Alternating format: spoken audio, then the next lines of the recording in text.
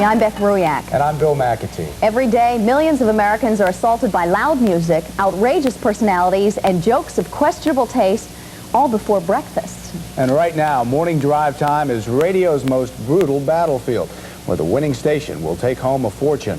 In Los Angeles, the 13th ranked station has hired for millions of dollars DJ Scott Shannon. Shannon is hoping to do in LA what he did in New York, take his station to #1. Z100, the Z1 Zoo, 734, 26th and 8 o'clock. It's Thursday morning. 106, where Power Max right here at KACE. I'm Sam Butler. Come on, Madonna, let's do Chicago. 107. GCI, it's 9:13. Morning radio is just like professional wrestling, only the blood is real. We didn't know whether to give Mayor of Fountain Valley, I slept with the Mayor of Fountain Valley t-shirts, or My Dad is Steve Garvey t-shirts. Looking Sheena Easton on the Z Morning Zoo. And into this wrestling ring steps Scott Shannon, the man who started it all.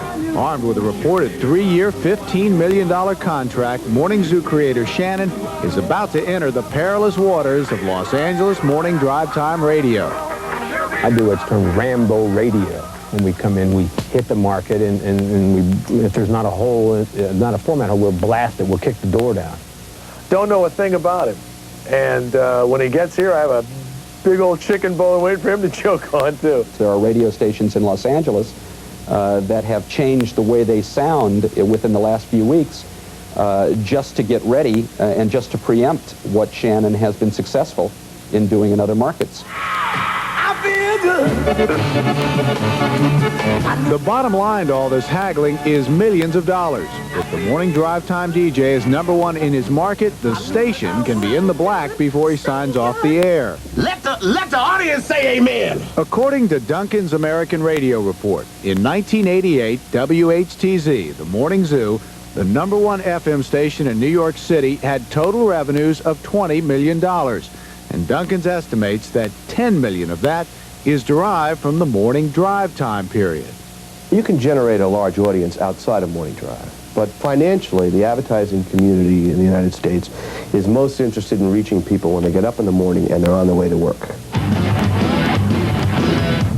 All of this effort is from the people who make the music. The right song at the right time will either make or break your day. So I think it's obviously a very important time. I think it's kind of like prime time, you know, in the morning, early in the morning, rush hour. I think those are probably two of the more important times of the day for an artist that would want to be heard. I mean, that's when people drive to work and they're grooving, you know, it helps them drive faster, right? When they play Van Halen, of course.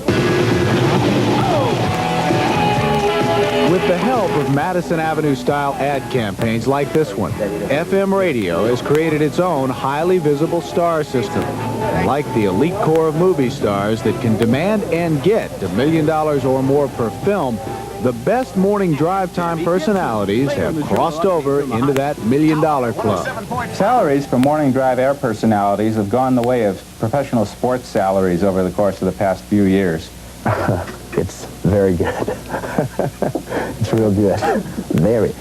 Radio been very, very good to me. It was extremely unusual to find anyone in morning drive paid in 6 figures as recently as about 1983. Today, you may have to come close to 7 figures to lure away a really top personality. You know, if you want to make money, you have to spend money to make money. Got a little wham for you. You know what wham is, don't you? Walking around money. But it takes more than money and talent to reach the top of the market. Money giveaways and attention-grabbing promotions are a staple of most successful stations. Let's give a large zoo welcome to soap opera hunk. Michael Damian. That's why we call it Throbbing Thursday. And just like their TV counterparts, morning drive time DJs host their own Wheels of Fortune. Also, everybody that calls in this morning gets to qualify to win a lunch date with Michael and the zoo. It's going to be. And as for Scott Shannon, the man who built the zoo in New York, it's time to prove himself all over again. What a way to make a living. If you haven't heard a Scott Shannon clone in your town yet, you probably will. Billboard magazine estimates that 300 radio stations have copied Scott Shannon's Morning Zoo format.